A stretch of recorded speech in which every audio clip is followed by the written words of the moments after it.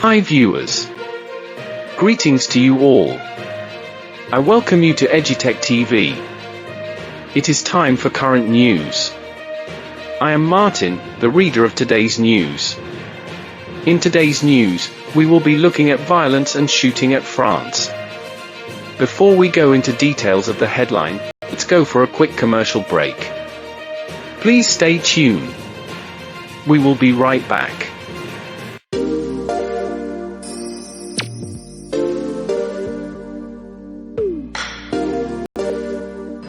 Today's current news is brought to you by www.edutech.com is an educational website full of past questions for junior high and senior high West African Examination Council candidates and UEW distance students as well. Try and browse through this website to feel how it works.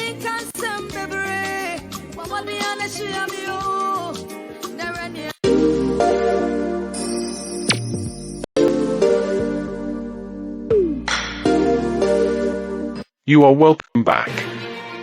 Let's go straight into the headline. In a working-class Paris suburb, two police officers confront a 17-year-old driver in a yellow Mercedes who was stopped in traffic.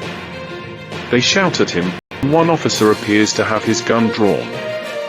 The teenager is then fatally shot in broad daylight. The initial accounts of the events on Tuesday, provided to the French news media by anonymous police sources, claimed the driver had plowed into the officers, leading one to shoot. That footage, believed to have been captured by a witness, showed the car was stopped as an officer on the driver's side pointed a gun into the vehicle. When the car started to pull away, a blast was heard, and the car hurtled off, crashing into a nearby sidewalk.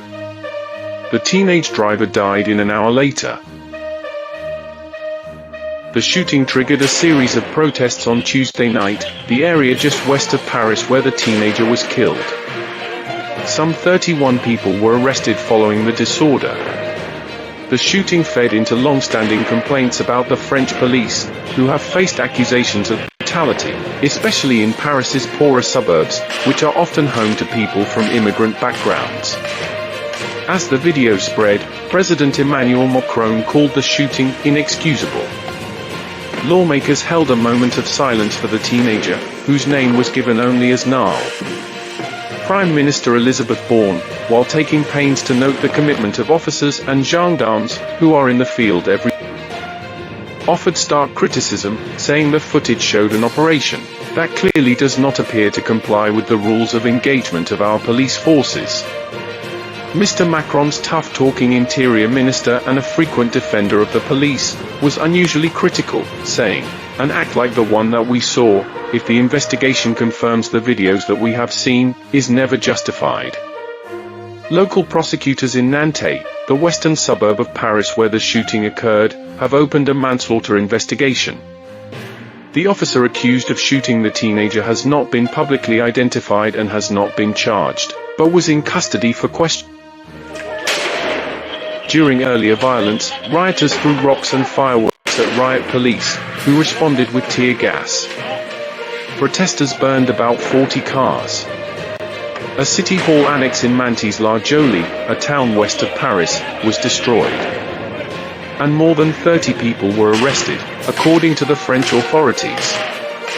Mathilde Emery, a 17-year-old high school student who was on a park bench, said she had known the victim and described him as an easygoing classmate who liked to joke around. "We already have a bad perception of the police," she said. "It's just disappointing." The actor Omar Sy and the soccer player Kylian Mbappé both expressed support for the victim's family on social media.